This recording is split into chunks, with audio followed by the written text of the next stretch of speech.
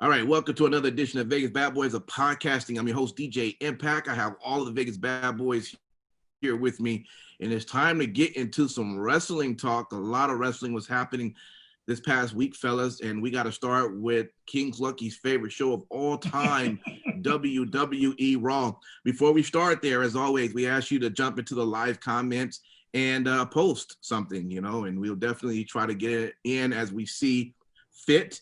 If you're live with us on our live videos. Also, we thank everyone. If you're not able to be on that, you're downloading and listening onto the podcast. We appreciate you for doing that as well. And we hope you enjoy the show. WWE Raw.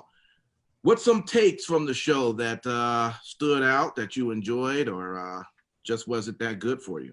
King Lucky. I won't steal them all, okay? I'm going to go with the, I won't steal them all as I've been, accused of. But, man, I love the food shits. Yeah, I love Peyton Royce, but goddamn, that entrance was fucking garbage.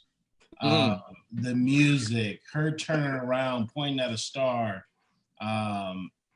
Billy's music, however, was better. But I would get rid of the lace skirt that she came out with. I mean, it just looks goofy.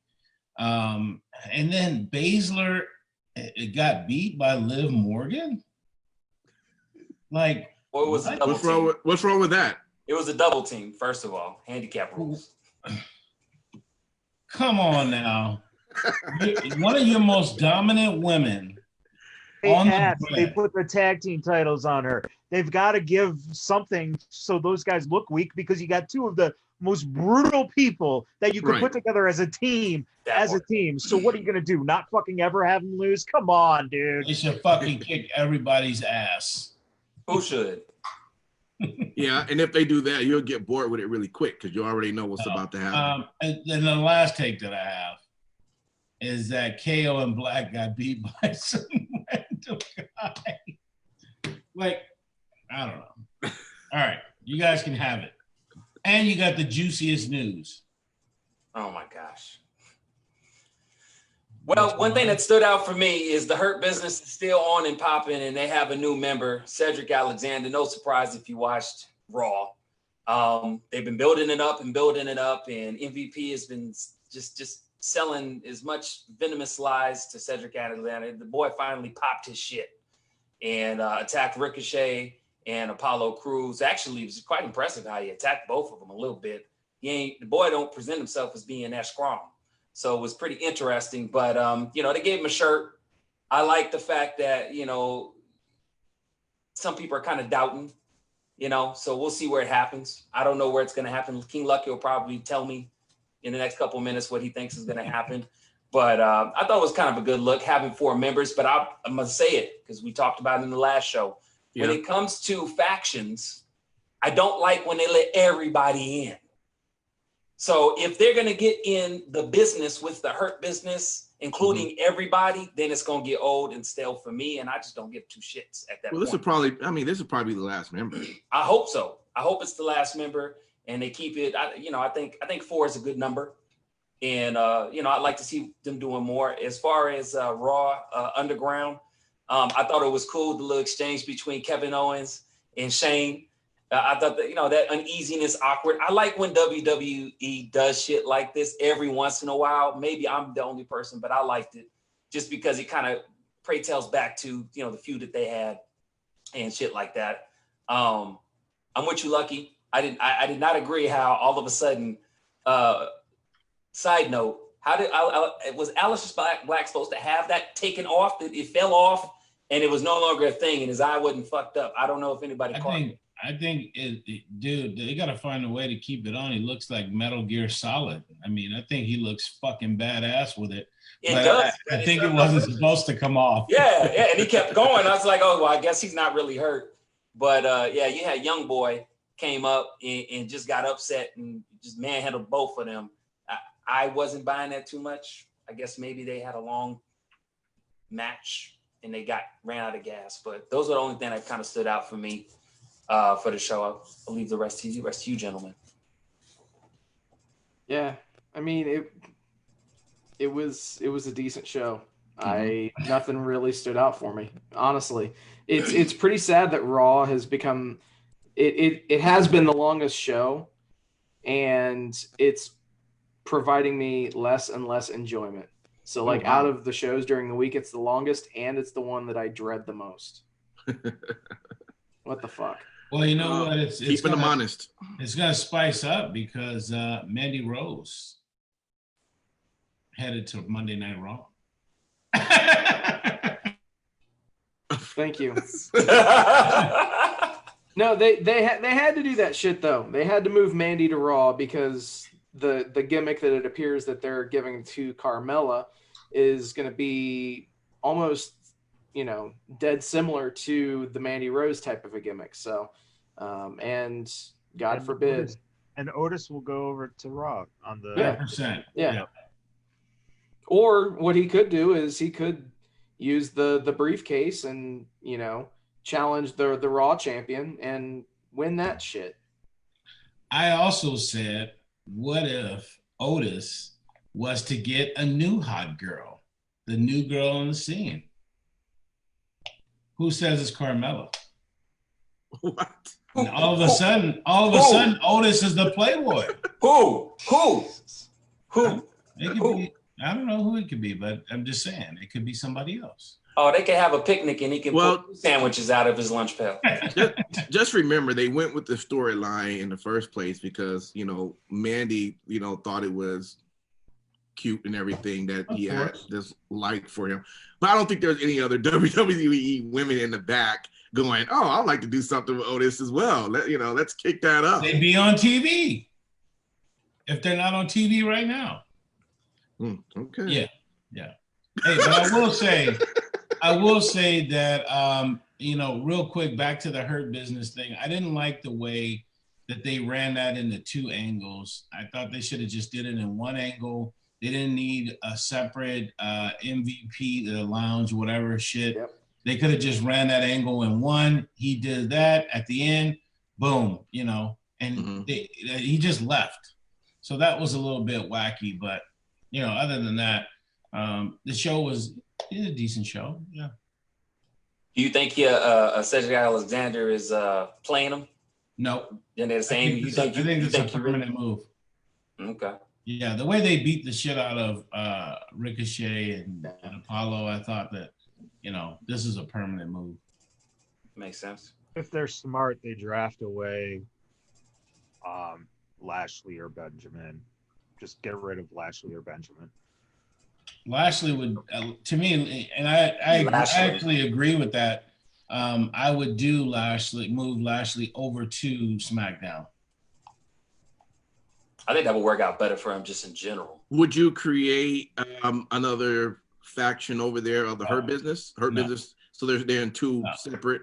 No, but I mean, down the road, see, Lashley could go over as a face, at some point on that brand, and then in like a Royal Rumble, they meet up again and they think Lashley's going to help them out, and he fucking tosses them out. So that's the way I would run that down the road.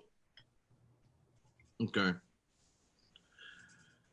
One of the cool things I thought was that I liked during the show was during the match with Randy and Keith, which I'm really enjoying. I love when Randy went for that RKO and got stuck in that position and didn't get it fully off on Keith Lee. It was a pretty dope little scene there, so I enjoy that. Retribution. That was so whack. What the fuck? Oh my gosh. And the voice mashup shit, don't do that again. Don't do that again. That dude sounded like he was going to say, I'll get you, gotcha. Like, what the Listen, if they don't do the reveal soon, who gives a fuck about this angle? Honestly, it's becoming laughable. Mm-hmm. The fact that they were attacking every single brand, except NXT, but they were attacking both brands, and then now it's just they're on Raw specifically, and Cole's giving us a rundown of their history. Like, no, just stop it already. The fuck. That's what I feel when I see it. The fuck. It's even too much for the king. Mm. Oh. right. Hashtag not my king. Yeah, it won't be in 6 weeks when you're just like, I told you that was the fucking best thing ever. Right. Does anybody ever find it interesting how King Lucky predicts shit as if like he's Biff from Back to the Future and he has the sports almanac and shit, like he's just but it's for wrestling. Well, there you guys go with King Biff. King Biff. You know what happened to him when he was chasing Young Boy, right? He went ahead and You and that young boy. card of shit. All right, well, there you guys go. That was WWE Raw. Over into Tuesday night, we had Impact Wrestling. I'll start over with that one. And overall, I thought it was a good show. Now that, of course, all of the folks are back from Wrestle House, they now can incorporate a lot of those talent into the show now. So we saw a little bit of that tonight. They kicked off the show with Eric Young. Of course, he's your Impact World Champion. And Alicia was came out to confront him. It was about to take a power drive from him, but Tommy Dreamer came out and saved the day, which created a match for them at the end of the night, which of course Eric Young took that match. So he is showing to be a great Impact World Champion. Other matches of the night, TJP picks up a win over Chris Bay, which is getting him closer to that X-Divisional title shot against Raheed. Brian Myers, he defeated Willie Mack, and he did that by illegally kicking him below the belt when the ref turned away. So Brian Myers has constantly been getting some wins on Willie Mack. There was the Impact Wrestling Tag Team titles that happened between the Rascals and Motor City Machine Gun, which was actually, as you can imagine, a really good match with them, with super kicks and high flying and actually wrestling. It was really a good match. Of course, Motor City did retain those titles. And then eventually at the end, all the tag teams came to the ring seems like they're working on their way, probably of doing some sort of 5-way or something. Who knows? I like to see the Rascals finally get some shine. Yeah. Once everything, the smoke clears, those guys have been, putting on solid matches and stuff like that, but they don't have a direction right now. Yeah, that's true. We'll see where that goes.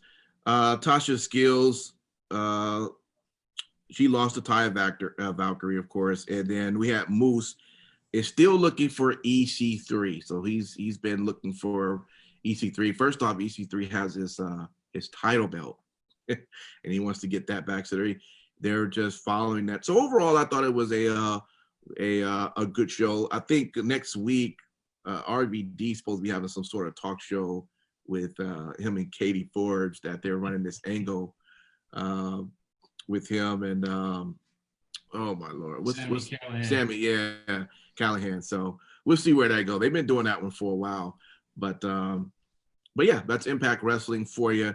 Again, it wasn't a bad show at all. They're now can again being creative now that they have more of their talent available from out of the Wrestle House. All right, so we also had WWE NXT for this week. And I'll let, how about you, Simon Street? I think you're a WWE NXT guy. I'll let you start off. Anything that stood out for you on this show? Well, I mean, the way the show started, the match, the match that everybody was waiting for from last week. You had Adam Cole versus Finn Balor for the NXT title.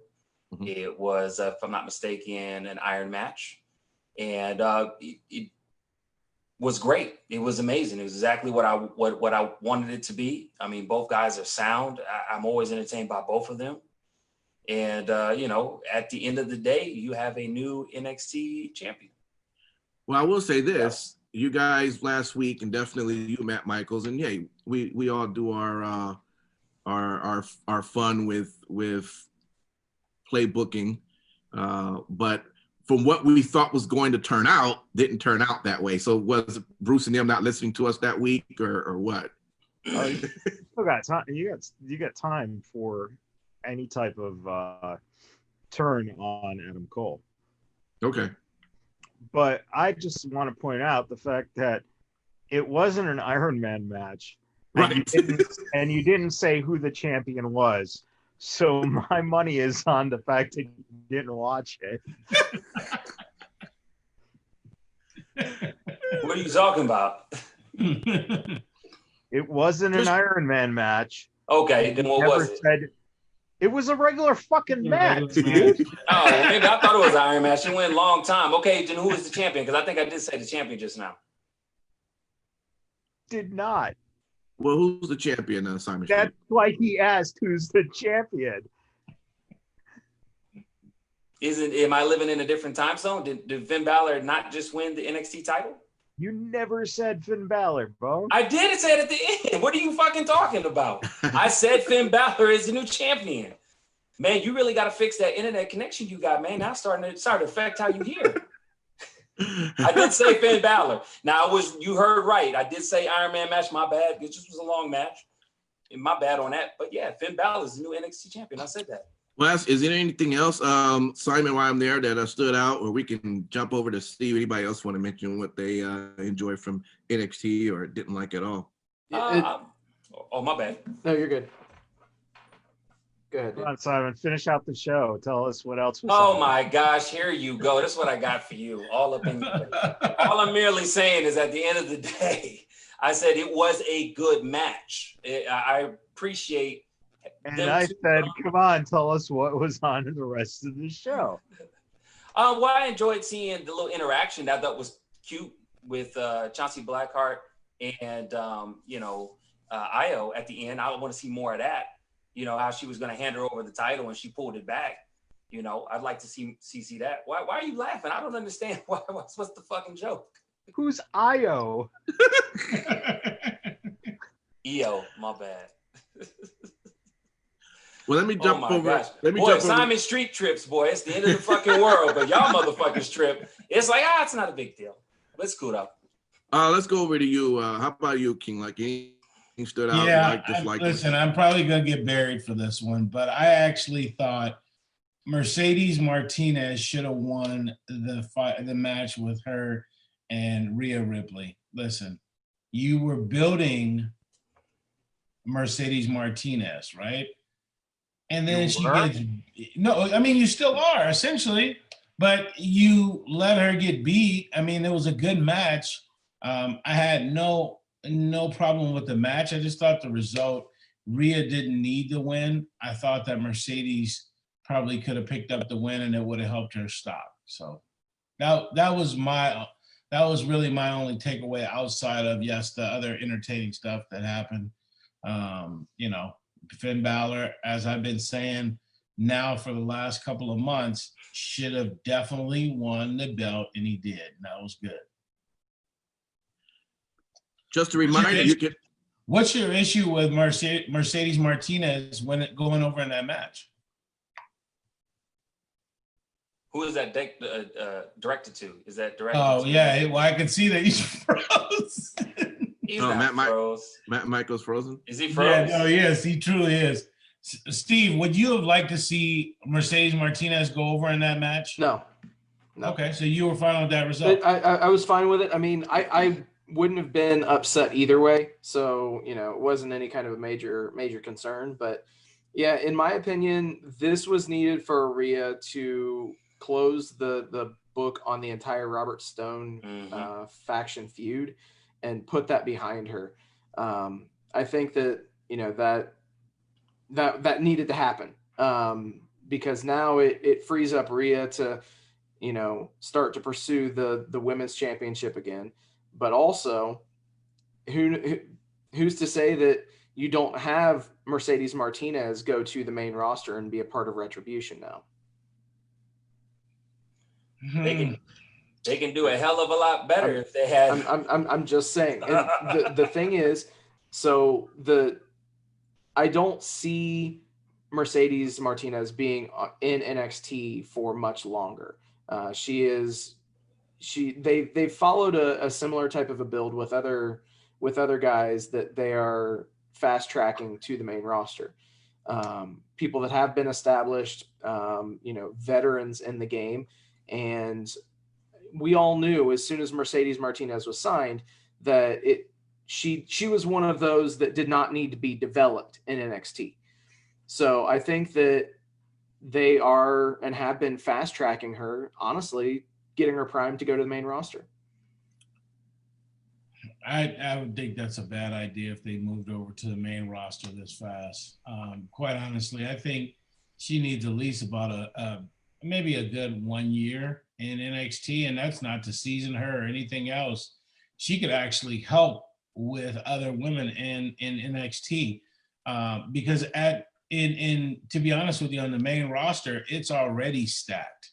They already have quite a few women, and once Charlotte comes back, and then eventually Becky comes back, it's going to be. I mean, she'll just get lost, and Vince will be like, "Well, why did we sign her?" So I think NXT, is perfect for her.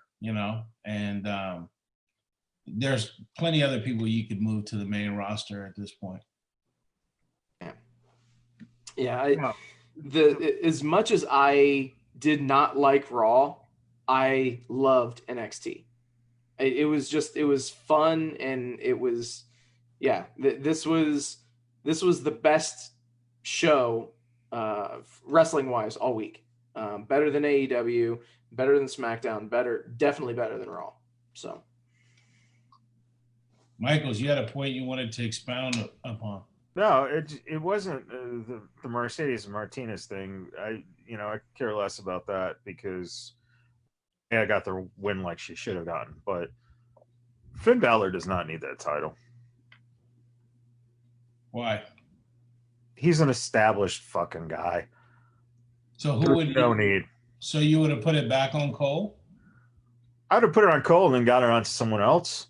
I don't think any one of those four guys really necessitates the title. So what if it's the opposite? What if we put it on Finn Balor and then maybe they boost him up so that way the next big thing is the one that takes it from him? Because that's what I thought when I saw it. Here's the thing, though. Are you going to be rooting against Finn Balor to lose that title? All depends on who it is. No, I'll fucking say it. Well, I mean, if you get somebody like a Bronson Reed, I'd be cool probably. with that. Yeah, I'd be cool with that. Okay.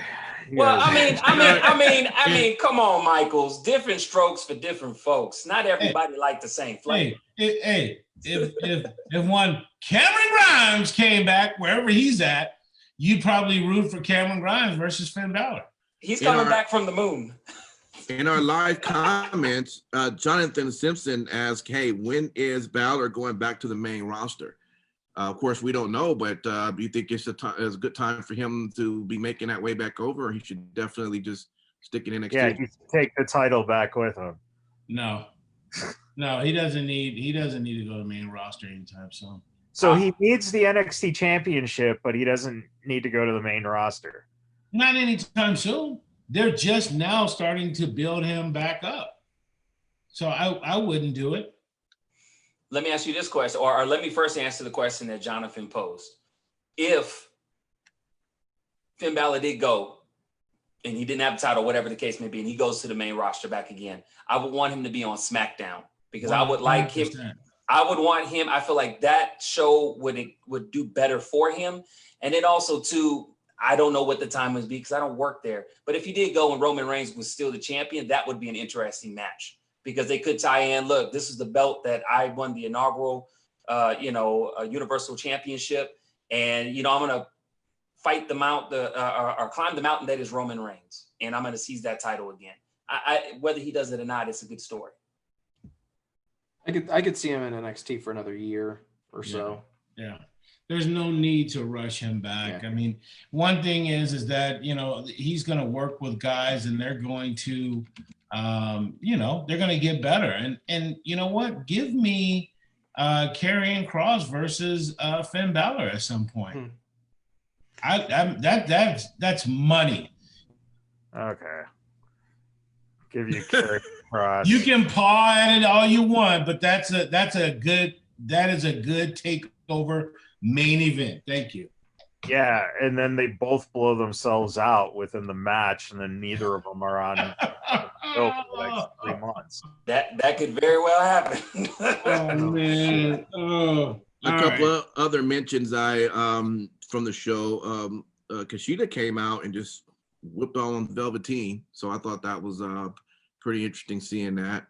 And how about the Garganos? Right, they need a brand new TV. I tell you that much. It didn't go right with having Teague in there, but I really enjoyed that segment too. It was really a pretty good segment, yeah.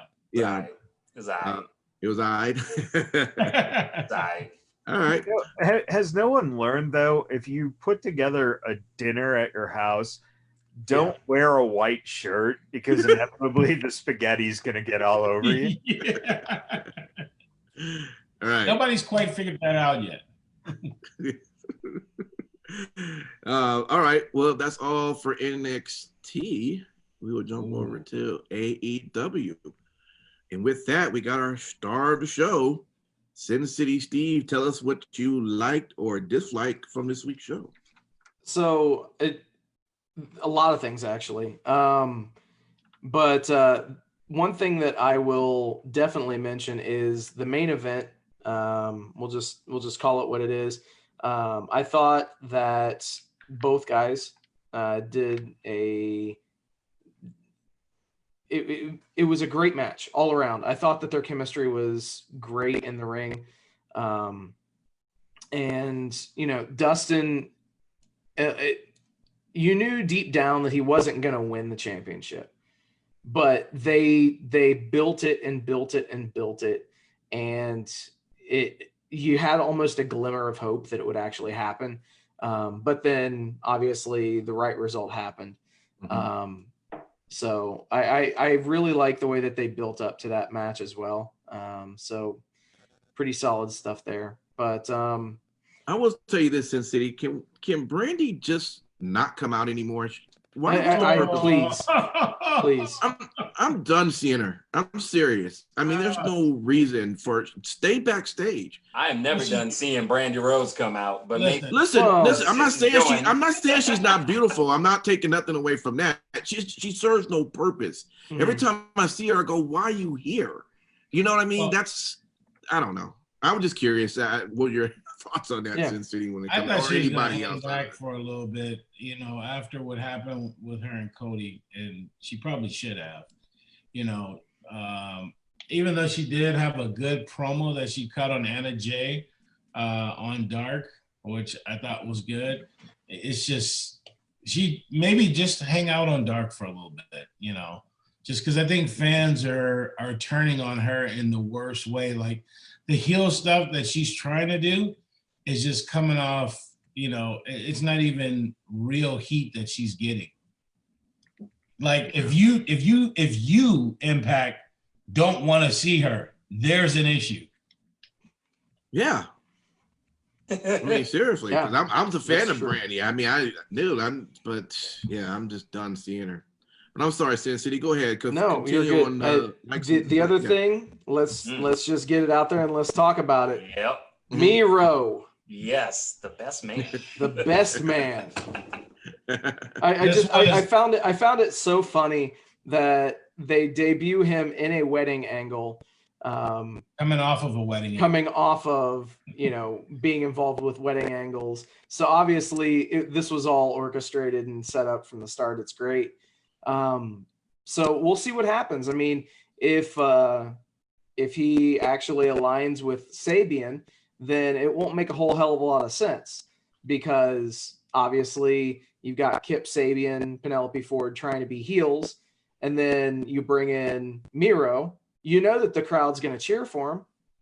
So you've got a dynamic there that I don't think that it's going to be you know, I think it's going to be like every other pro wrestling wedding. He's going to ruin the wedding. In that, it's going to end up ruining the wedding. So it's going to be fun to watch, though. I mean, listen, I always have thought high of Miro, formerly Rusev, right? And I don't know. I don't agree with this one. Having him come in with Kip and all that. I mean, listen, if it turns out to be another, basically. You fucking I don't agree with how they did that. You don't know what the fuck they're doing. I don't care what they're doing. It's not the right angle for him. He's a fucking badass. Don't have him come out smiling with the fucking blonde hair and the fucking face and the fucking pastels. Dude, I want that guy to fucking come out and beat the shit out of somebody. What's so funny, Lucky, is you almost word for word recited Jim Cornette's recanting of this segment. Mm-hmm. Of course, because Jim Cornette and Lucky share a lot of fucking common facts. No, but seriously, I do want him to come out and beat the shit out of somebody, without question. Dude, it's fucking wrestling. Give it a fucking time. Yeah. You didn't even give it time. I don't even care about him. It's like, who fucking cares? Now, Michaels, don't blow your gigabyte load on your internet by getting all exacerbated. We don't want you to glitch up again. Did you say disastrobated? No, I did not say disastrobated. Exacerbate. Nobody had a better mean. Even Reedy Hardy had a better mean face than Miro on Dynamite. That's what I'm saying, man. You can't debut a guy that's going to be a babyface with a heel act and expect it to go, quote unquote, according to plan. Mm-hmm. I also too will agree with Michaels, and seems like the altogether census. I feel like maybe not the best move to introduce him. I don't know why they did it. I'm not really feeling it. I'm happy he's there.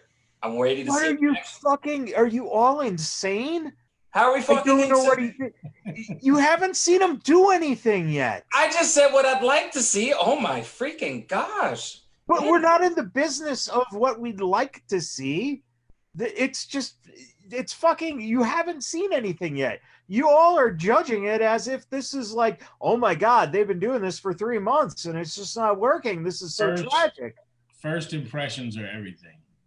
Yeah, first impressions about a guy who you already fucking know. Oh, Jesus. Oh, God. This is going to be something that's going to be horrible. Just put the fucking championship on him anyway. He's a WWE guy. We know that's going to happen. For God's sakes, fuck off this Miro bullshit. Who cares? Move on. All right. Time out. I got a new show. Just have Matt Michaels rant and rave. No shit. Like, just have him. I'll fucking watch that show every fucking day. There used to be a show called The Rant. You should be you, Matt Michaels, because I'm serious. Hey, I'll tell you what, though. We finally got our answer. The Bucks are fully healed after they kicked Marvez. Yeah. Okay, wait. Question. Why is that guy even part of AEW? Just to get kicked. Listen, he's a backstage interviewer. And honestly, it was great just to see him get super kicked. I mean, who doesn't like to see someone get super kicked? The NBA is now super kicked. Well, and especially when it's Marvez. Like, would you prefer them to super kick Dasha? No, hell no. That'd be horrible. Hey, yes. I was just gonna say that would be a real heel move right there. Right. That's a bigger dick move than kicking. Don't worry. I'm sure that with the angle that they're doing, they're going to end up super kicking men, women, kids, everybody. Yeah. Well, if you guys really were serious about wanting to get Brandy off of TV, and it makes fucking sense. So there you go. There you go. Who doesn't like a little super kick party? Hey, listen, Adam Page having a sit-down interview did nothing for me. I mean, it was just fucking boring. These two guys are like two of the best guys out there in the world, and they don't know what the fuck to do with them. They should have had them in the ring and beating each other up. I mean, I don't know. I actually liked the interview. You know, I mean, I actually liked it just because he's showcasing that he has an alcohol problem apparently. Because he even sounded like an alcoholic person. And I'll tell you what, that angle should have never fucking been. And here we go. So who in your life was an alcoholic, Lucky? Listen, you know what? I've said it on the show before. My uncle was an alcoholic and died. That's not reaching a sensitive point for me. I don't mind alcoholic. It seems to be a continuous theme, though. Every time there's an alcohol angle, you've gone, I don't know about this. It's just goofy. And it's two different type of angles. But I think it serves Jeff Hardy's was more serious than Adam Page's. Adam Page just rumbles around the back or whatever. You know, it's not entertaining. I got to disagree with you on that one because I felt that it was forced, the whole Jeff Hardy thing in content for the show versus Adam Page. Adam Page is very much like Scott Hall was, you know, in WCW, a continuing thread of alcoholism and how it's ruined really friendships, how it's ruined him being on point. And I felt like that was part of the reason what I've been watching from the show, why he's not successful in AEW. And I think now they're bringing it to light. And that's what I saw when I saw the interview. I saw a man rambling, drinking. He was very hurt, depressed. Okay, enough about Shivani. What about Paige? But you know what, though, Shivani? Why did he start the interview like he was someone's concerned uncle? Shivani is like 75 now, and he needs to go as well. Real quick, did y'all catch another one of JR's blurbs when it was during the Sunny Kiss in Janela? He had said, and she eliminated him. I was like, oh my God. Listen, and cue cards. I know I'm probably going to get shit for this one too. But if Jericho and fucking Hager don't beat Sunny Kiss and Janela like in a minute or two, I mean, come on, man. That leg kick they were doing, that whole fucking shit, that shit is fire. The what? I was being very sarcastic. What was that leg kick shit they were doing? It served no purpose whatsoever. Yeah. See, but this is the exact problem that AEW is going to have from the beginning. And that was, how do you make Sunny Kiss and Joey Janela the same level as Jericho and Hager? Mm-hmm. And that's why I said, like, if you put Brody Lee in there with Orange Cassidy, you know, really?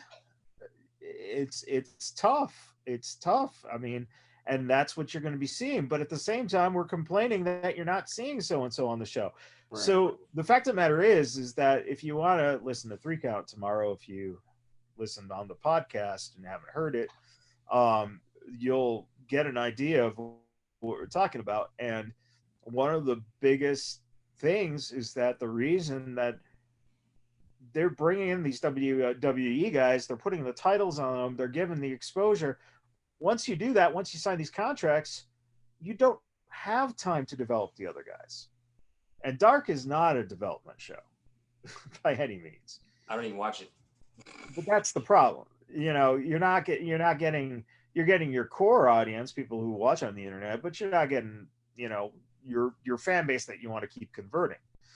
And you know what? They're doing a decent number. You're finally flirting with the 1 million mark now. So it's important now for them to make decisions, because if you are tuning in and you're seeing Sunny Kiss and Janela wrestle for the first time, and if they don't make them look competitive, then why should you ever buy those guys again? But if they make them look too competitive, then you get the complaining that you're getting on, they should be beating them in minutes. So it's a tough, you know, we're going to be, this next year is going to be dealing with this type of thing. Mm-hmm. And they have to figure out what they're going to commit to and what they're going to do. And you're seeing it, like Hangman. What are they doing? Is he a goofy drunk? Is he a sad, pathetic drunk? Whatever it is, decide on the character and commit to it. I love the goofy drunk. I wouldn't mind that one, but fuck, man, this depressed and all this shit, you're 100% dead on. Like, there's no commitment either way. it only makes sense if this drunk that we're seeing with Hangman Page is the bottom of the barrel. They're trying to illustrate the bottom of the barrel for him, and then he makes an incline to fix whatever. I think that's what they're doing. Yeah, because they have to establish rock bottom. At least you're at least thinking what they're doing. They're not thinking what they're doing. Well, I'm not going to give them that all the way. But I will say this, though, if I may. I feel like AEW, sometimes they have the answer to their problem, but they strive away from it, and they do end up going back to some of the previous WWE talent. Because even in that, like, Janela and, Sonny Kiss match, they really talk about, how Janela is a brawler. He's a brawler. You can stick the guy through fucking 5 tables and he just keeps coming back. Yeah. And then you have, Sonny Kiss, who's greatly, greatly athletic. Like, I'm going to be honest with you, and I'm going to be very bold and say it. I'm going to say him, JR, Sonny Kiss, and let's say a Dolph Ziggler had a match, I could see a very good athletical match, regardless of who wins, because Sonny Kiss has that athletical talent in that ring. And you can laugh all you fucking want. I'm saying it because he's very I'm only laughing because you just made up a word, athletical. Well, it doesn't matter. At the end of the day, that's fine. Streetism. That's fine. It's a streetism. Thank you. So at the end of the day, I feel like AEW does this with a lot of their talent, but I see them stray away, as you stated earlier, when you put them up against big names. Find a way to show that if Sonny Kiss were to go up against, Brody Lee, how would he be able to fare using his athletical talent towards him? I don't know. Maybe I'm thinking too much on it, but that's what I would like to see. So the whole bottom line between having Jericho and Hager together is for them to go all the way and win this? Or at least to be competitive in the tag team. Yeah, yeah, just to be competitive. Yeah, okay. Just a way to keep them on TV. So they shouldn't be tag team champions. No. Okay, that's what I'm asking. Yeah. No. I could see them being used to put over, up and coming tag teams. Yeah. Like Sonny Kiss and Janela. Oh. See, that's the problem. That's what I'm saying. Like, yeah, put them over up and coming tag teams. Well, who are they going to go over? That's the problem. And if you're not going to have them, lose to Kiss and Janela, that's the thing. Like, start the feuds, make it progress, do something that's, showing to where you're building to, because of the fact that right now it is a WWE heavy show. Yeah. Yeah. And for everyone who complains that they wanted a different product, etc., well, essentially you're absolutely getting the same product. Mm-hmm. You're just getting different writers. Yep. Boom. All right. That's exactly right. Was anyone excited to see Nyla Rose back? I mean, I'm always excited to see Nyla Rose back because she's pretty. Yeah, you would do that. Yeah, man. I mean, she's fierce. And I think having her in the women's division as a wrecking ball is necessary for the developing women's division. Conti got served. She was like crying, looking all scared, like crying like a little girl, which I was surprised because in NXT, she wasn't like that. She was a fiery little spitball, wearing a fake ass belt, Well, I read in an article that supposedly NXT never really gave her enough opportunity to shine as she's showing now, I guess because of the talent pool that they have. So, yeah, I don't know. That's just what I read. They have so much talent that if you don't grab their attention kind of right away, I think, you just get cast aside and, or you'll be like Aaliyah wrestling in NXT for 6 years. Never going anywhere. She's worked hard for where she's gotten. You'll just be a good hand. That's it. Let's hold on. Oh, go ahead. No, her bank account will have otherwise words with you. So yeah. Well, and also too, I will say and defend Aaliyah just a little bit. y'all have to remember they did that little documentary on the network where they were showing NXT, like behind the scene, I forget the name of it. They showed her, and I'll be honest with you, I didn't think she was going to make it as far as she did. Yeah, she a bit complacent. Yeah, but I didn't think she was going to make it. She was too buttergum, cotton candy, happy-go-lucky. I was like, that shit ain't going to fly. Well, I think this is the best fit for her right now with the Robert Stone brand for sure. You know, but just to make a point, they just have so much good talent or so much talent overall that Ty Conti gets, you know, slips through the cracks. But let me ask you this. So was Nyla, was she on Dark? Was she injured? No, she hasn't been on Dark. No. So why? I was confused when she came out. I was like, oh yeah, she does work there. Well, I mean, well, she been hanging out with Vicky. Yeah. Well, yeah, but I don't understand why would you have someone like that not on TV? Because you're trying to build a women's division. Okay. I mean, I forgot all about her is what I'm just saying. So when I saw her came, I was like, oh yeah, they do have Nyla Rose. And I just hadn't seen her like forever. That's all I'm saying. Her and Abaddon, you can't have on weekly programming. They're just, their characters are meant to be very dominant. So it's tough for you to write something for them every week. I think what you could do is you could have vignettes, you know, like to keep those kind of characters fresh in your mind. So what would have been a difference between her and, let's say, okay, you have Nia Jax or Shayna? What's the difference then between that? They're dominant. They're going to be on weekly or have been on weekly. I mean, they're not just to a point where they're you just. You have 5 hours of television, DJ, exactly. as opposed to 2. Yeah.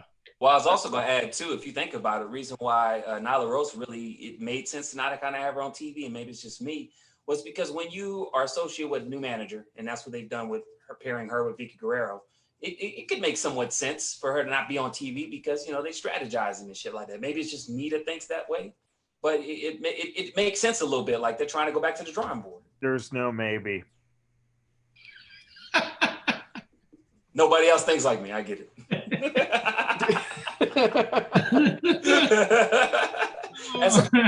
Thomas Street gonna be on his own goddamn island, but there's another man that says it's my island.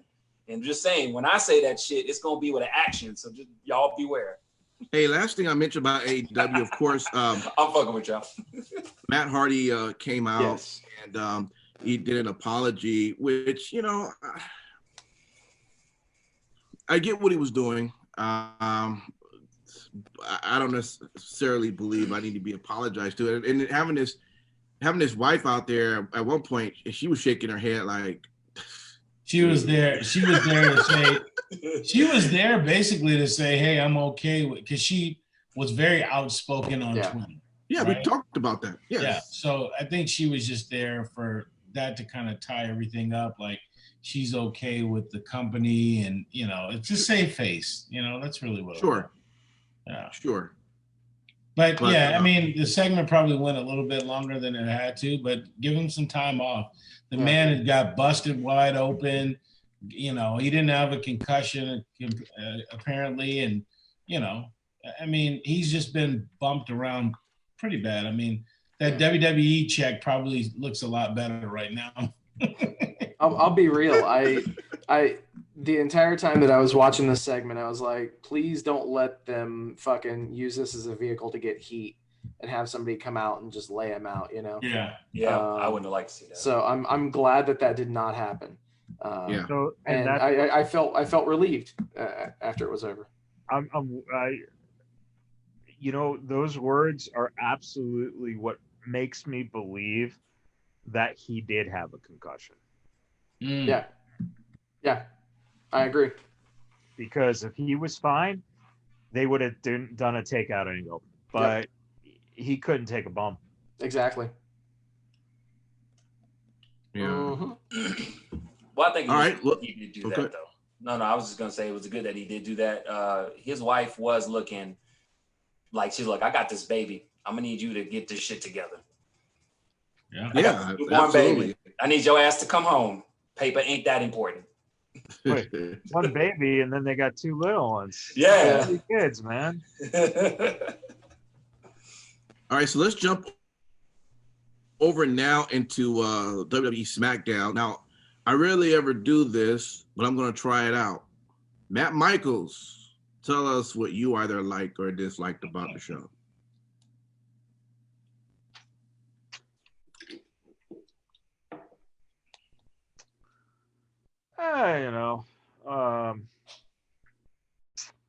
Trying to think if anything really stuck out.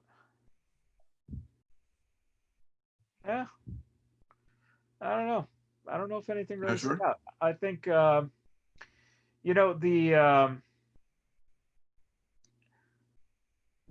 Funhouse build was interesting, to say the least. I don't know if I ever thought I would see a Paul Heyman puppet. So that was, I mean, where they're going. Are you the big fan of the wobbly wars? Is it? I don't know yet because I really don't know what the fuck they're gonna do with it. That's Vince. Wobbly. Vince getting his kicks off. Yep. 100%. 100%. Well, it goes back a long time ago, weren't they calling him? But didn't they? Yeah. Didn't they? That's what I'm saying. This is Vince. This is all Vince right here. But let me ask you this, King. Was it there like part of in that segment that was kind of mentioned about Vince? I forget, but it wasn't somewhere that he was kind of saying like, yeah, this is such good. This shit. is something that, yeah, good shit. Yeah, exactly. So that it was the Vince. You said it again? Yeah. Oh right, yeah.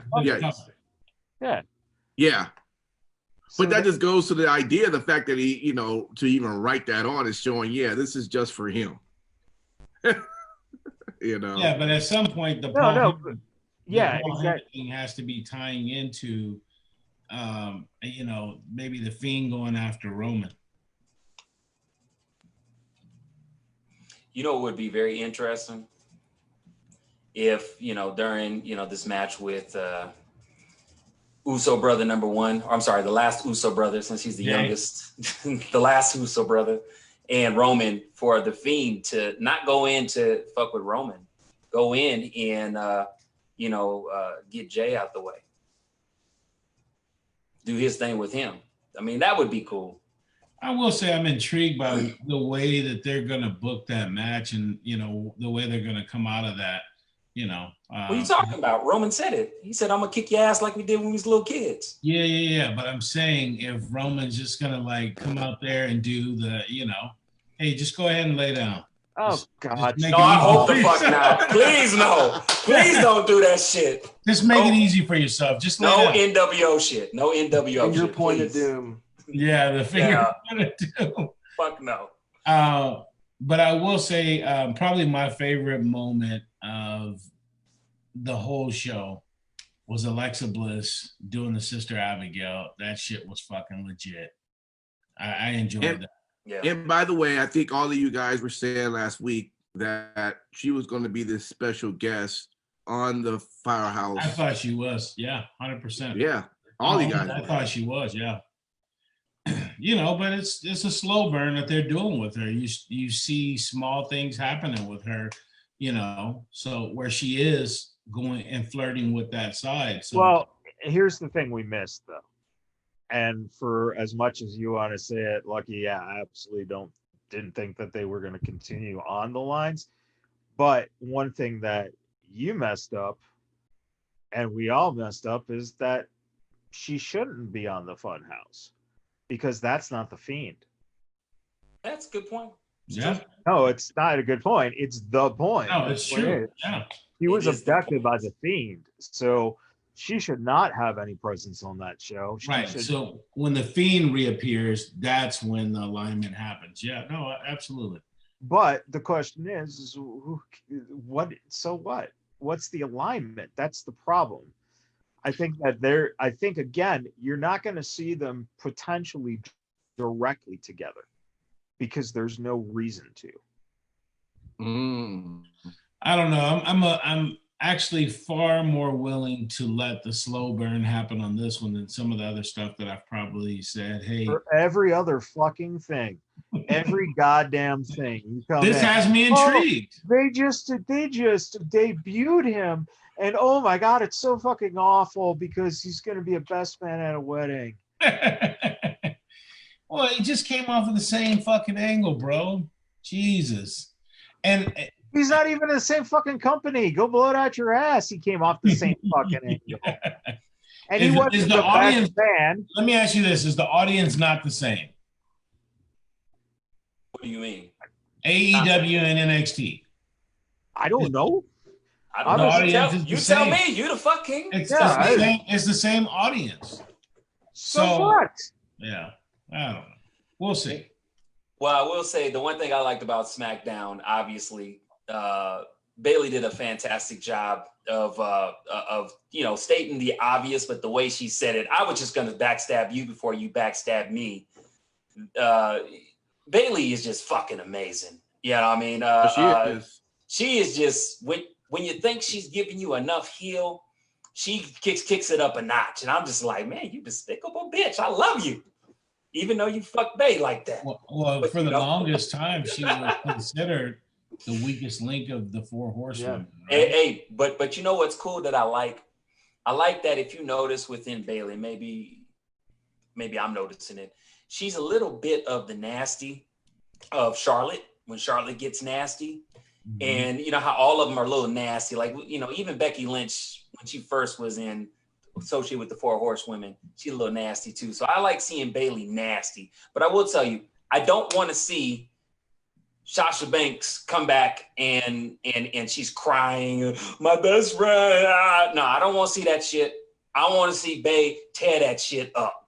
I want her to be angry. I want her to be as angry as a goddamn Tyler Perry character in Acrimony. I want her to tear shit up. I want to see them go at it every time they turn around, and I want shit to get nasty deep. So if you guys listen to the show, there's my wish list. There are a couple of things there that you were talking about. One, she's being advertised for this week's show, and I think it's too soon for her to come back. But two, we talked about last week, one of them is going to get drafted away, and then they won't have an opportunity to get there. I mean, at least they shouldn't. They shouldn't. They shouldn't touch for a while.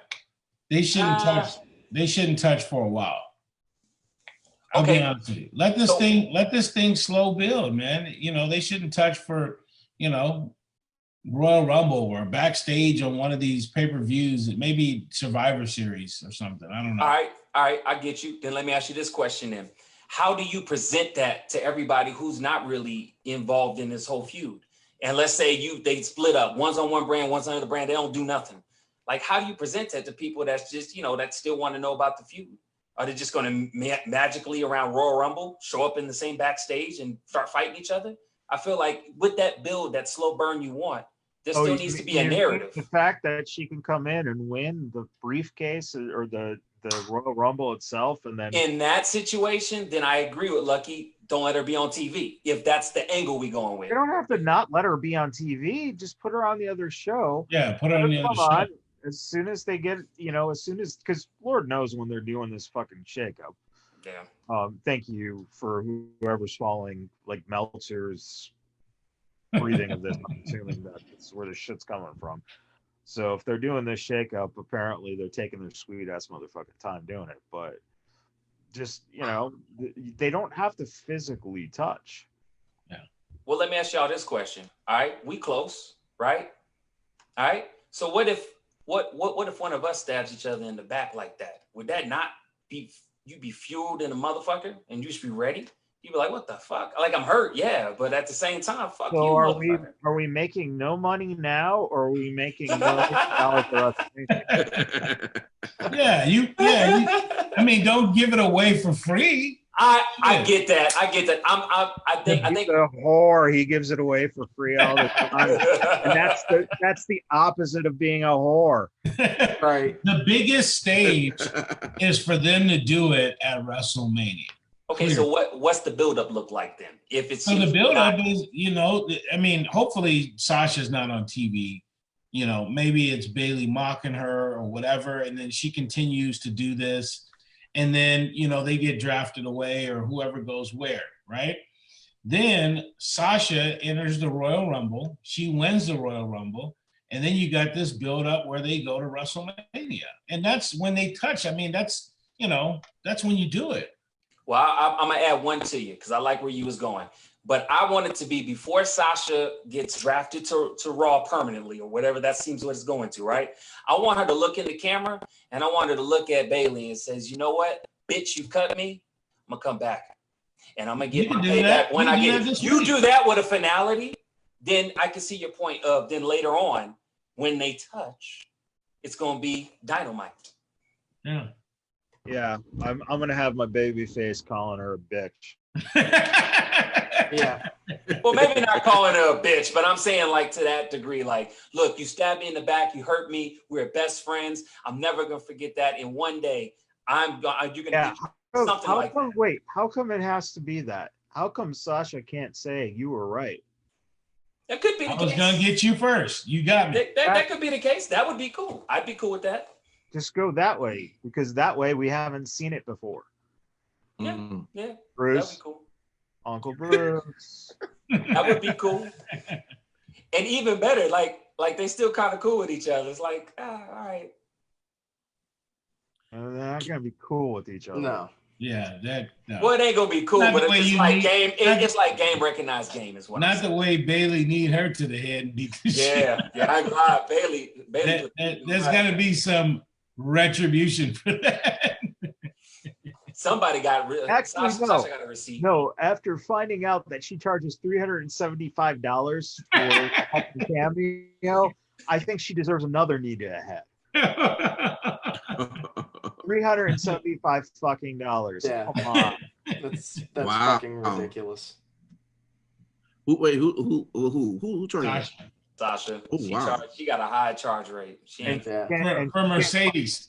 Yeah, she can't call herself Sasha Yeah, she Banks. just cost us Mercedes. So you can pay $375 now for a cameo from the woman who looks like Sasha Banks, but can't call herself Sasha Banks. She probably can't even say she's the. Hey, real talk. You can hate if you want. If I had that kind of money, which I never fucking do, I would probably spend that money for a cameo or anything. Because as we discussed last week, Obviously you would. you can't even use the likeness and That's all cool. this other stuff. I'll use Mercedes. If you go buy Mercedes, give me that Hey, cameo. it's your girl, Mercedes. I'm cool with I'm just that. saying hello, and that's it. That's all. Not yet. I'm She's cool. not talking with you. She's sending you a fucking 30-second shout out because it's your birthday. He thinks it's Hey, my fucking birthday's FaceTime coming with- up. Look, I tell you what, my birthday's coming up. I would be cool with that. Oh man. Well, I'll tell you, You one can't of the I'm pay not for it. $375 for your fucking birthday. Hey, You better somebody. drop a decimal in there. $3.75. Hey, I will say this. I could spend $375 if I had it in a strip club, or I could spend $375 to have a shout out from Mercedes that lasts me a lifetime. I'd play that motherfucker back every time I have a bad day. I'm going to the strip club. I love Sasha Banks. I'm going to the strip club. Let it be known. If someone wants to fund me and pay for Sasha Banks to do a cameo and Wish, Do not listen to him. Don't waste your fucking money. So one of the other exciting parts of the show for me, I always need a good laugh, and he always provided, was Sami Zayn. I enjoyed the idea of him in the truck, and he's going off saying, "Why do you have Jeff Hardy as the image? I'm the real champion." He starts pushing buttons and eventually takes the show off the air. I thought that was great. I love that. Shout out to that. A couple of quotes. How about this from King Corbin? "There is nothing more than I despise than someone walking around abusing their power." That's King Corbin. Mm-hmm. Love that quote. Yeah, the irony was palpable. Yeah. If you will. And shout out Paul Heyman is just go ahead, man. I was actually just gonna say, for as much of a Roman Reigns hater that I was when they were trying to force feed him to us for 8 years as a babyface, As a heel, I'm all in. As of right now, I'm all in. Just the tone of Heyman's promo with him, the way that Roman responded to things, his overall pitch and his meter when he was speaking, everything was totally different, and yeah, they're doing this one right. High Chief. Yeah. Here's something that just sparked me about what you were saying. Jay and Roman are, facing off for the belt, the whole nine. But Jimmy comes back and costs Jay the belt, and then they split the Usos up and go. Hey, all right, enough nonsense. One apiece on a different brand. It's not so fucking far off. Nonsense. Well, you know what, Lucky? The great thing about that is you can reenact that whole thing on WWE 2K20 right now. Yes, and Battlegrounds, possibly. And if you've downloaded our app, I'm gonna create a special room where we can look back and see all these angles I said. Can you wear the hat? I just need to know. Or are you going to wear the hat? I will wear the hat. Of prophesizing. There it is, baby. Take it to the bank. Hey, the whole thing is to get people to download the app, not take it off their phone. Basically. Hey, I'm building a kingdom, man. Hashtag my king. Fuck hashtag not my king. Hashtag not my king. Bitch. Yeah. Hashtag Smartville forever. Not really. There you go. Hashtag payback. Hashtag payback. Oh, God. All right. Well, I guess that takes care of WWE SmackDown. What do you get to look for? I'm trying to figure out where you're going with this. Was there another show I missed this week? Well, if you had the notes, which apparently you didn't look at, we have New Japan. No, I know that, yeah. Okay. So we're just going to talk a little bit about New Japan. If you guys want to jump on there, I'm going to have the help of Sin City Steve to help out. The G1 Climax. You still have to pronounce all the names, though. Yes. Oh, Yes. and then I will say the name after the fact. Wait till I cut that out into a sound bite. My Lord. What'd you say? A selling bitch? What? I don't think I'm gonna do all that. That's too much entertainment for one night. Come on, man. This is to close the show down. Come on. But look, bottom line though, they do have it looked like the show's going to take place. It begins next week, so September 19th, and it'll run through October 18th. And we got 30 guys. We got the A block and the B block. So this is a pretty big thing, right? Sin City Steve, every year the G1. What can we expect from this team that we see put together? So long story short, the A block and the B block of the G1 tournament. They're long story short, it's set up as a round robin style tournament. So it's not a single elimination type tournament. This is something that goes for a couple of months. And it's going to be pretty amazing. Every year, what you can expect is you're going to get the highest quality of matches anywhere. And I mean, the last year's G1 set the record for the amount of 5-star matches. I know, blah, blah, blah, Meltzer, Tokyo Dome, New Japan, blah, blah, blah. But the point that I'm trying to make is that you're going to get some amazing quality matches. I made the joke about you pronouncing the participants, but I'll go ahead and recite them for you. So in the A block, you've got Kota Ibushi, Kazuchika Okada, Tomohiro Ishii, Shingo Takagi, Yujihiro Takahashi, Taichi, Minoru Suzuki, Jeff Cobb, Will Ospreay. Oh my God! Jay White. Wait, those last ones you butchered those last ones. That's funny. He said all of them right, man. Sin City Steve, you always do good work, man. You always do good work. Thank you, brother. And again, you missed the joke, Simon. No, Man, no. I miss your old ass crusty jokes, bro. You need to send me a notification of how far back we going in the time warp. Your fucking jokes, bro. I'm just saying. And actually, the B block is pretty amazing too. In there you've got Hiroshi Tanahashi, Hiro Okigoto, Toru Yano, Yoshihashi, Sonata, Tetsuya Naito, Evil, Zack Sabre Jr., Juice Robinson. There's an NXT link that is the former CJ whatever the fuck his name was. He was the hippie in NXT. Oh, you're talking about Juice Liger? Yeah. Or not Juice Liger, Juice Robinson. Yeah. Yeah. CJ Parker in NXT. Yeah, that was his name. And also last but definitely not least is Kenta. So another NXT connection. We should have had Impact go through that list, man. I know, man. I know. Missed opportunity. I know, but Well, he was saying he wasn't gonna read it, so we're gonna talk more on New Japan, and I'm gonna be throwing out some names, and you guys will get a chance to make fun of me. Then we'll save that for other weeks to come. So don't worry, you'll get your opportunity to do that.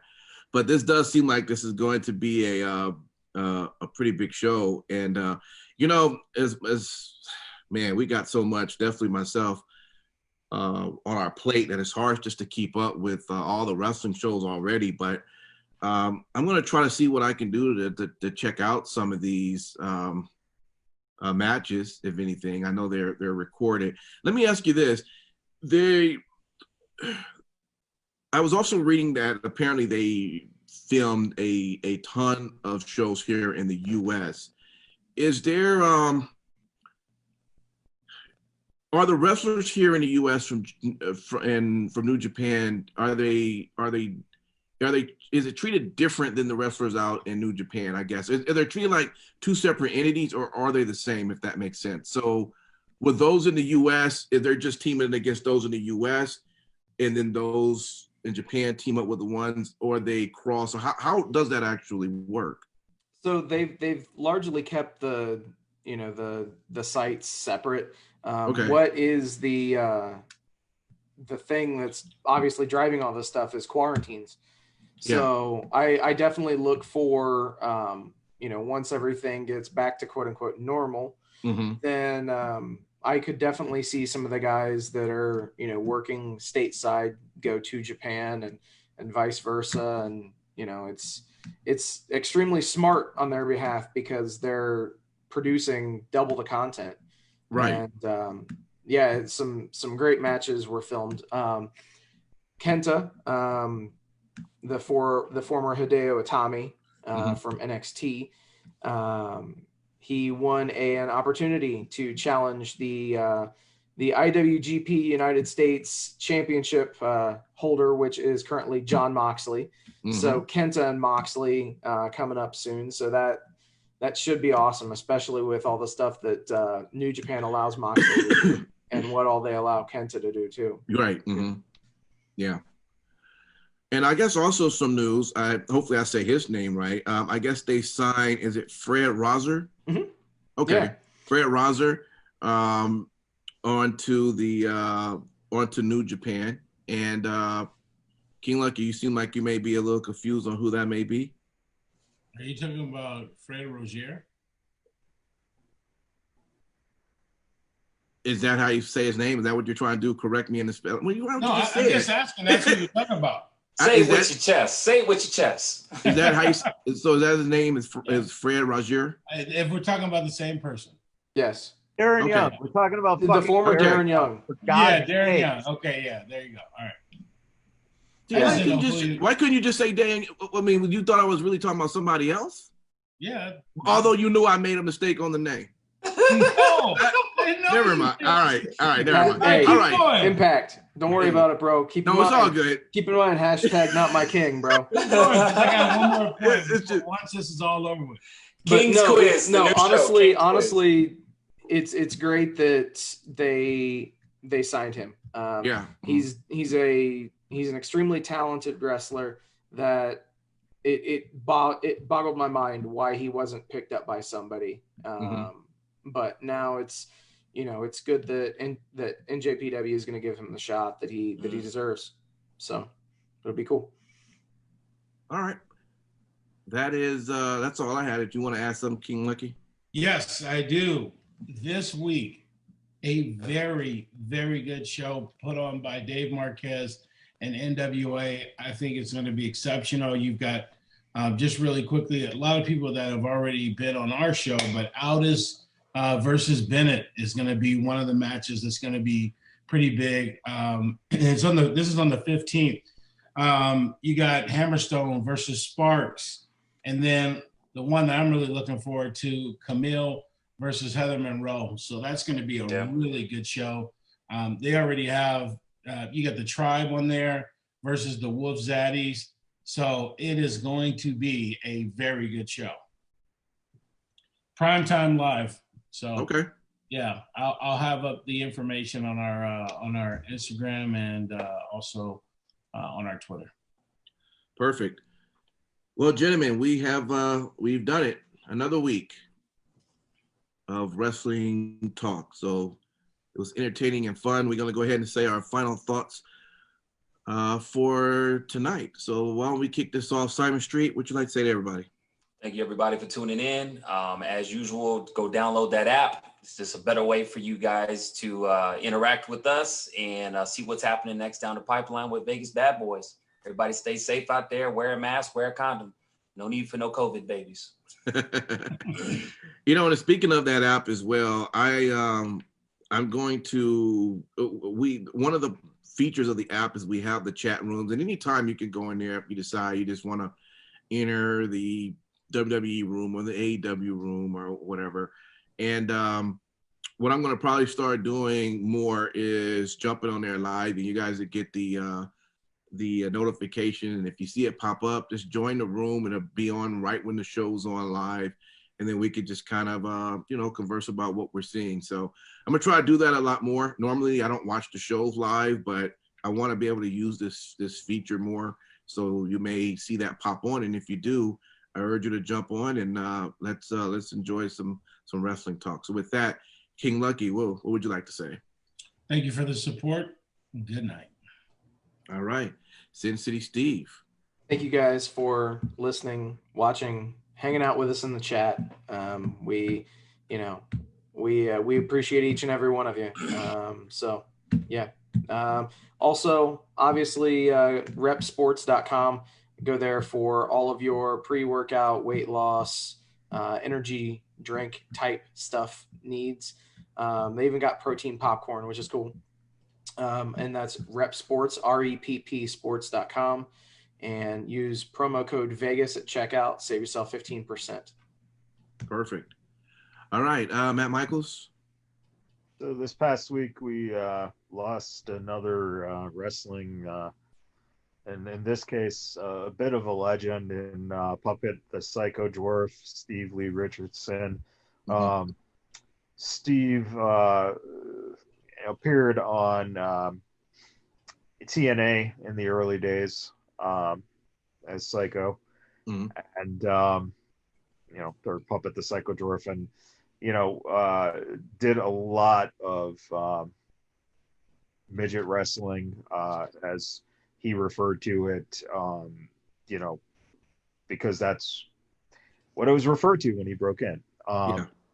But they set up a GoFundMe. The goal was $5,000. They just got past it.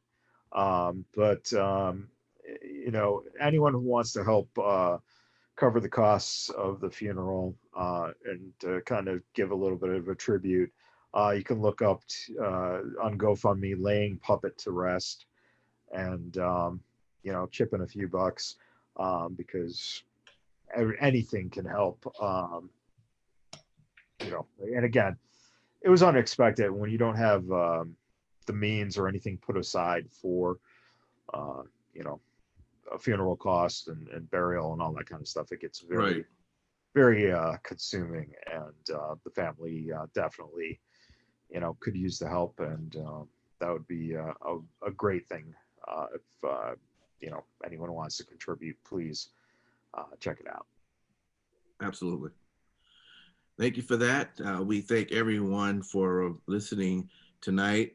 As was mentioned, the app, iOS or the Android store, you just go in and you put in Vegas Bad Boys with the Z. It should pop up. Download it. It's free. We urge you to do it because it's just something fun to have.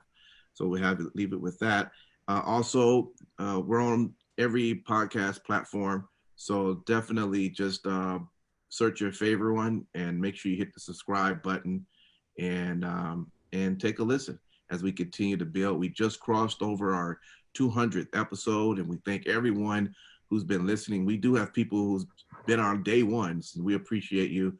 And then many others has followed after that. So we're looking forward to our next 100, 200 and beyond episodes. So we thank you for that as well. We can't do it without you. So thank you for listening, and tell others about it as well. With that, we will see you next week, and take care. Later.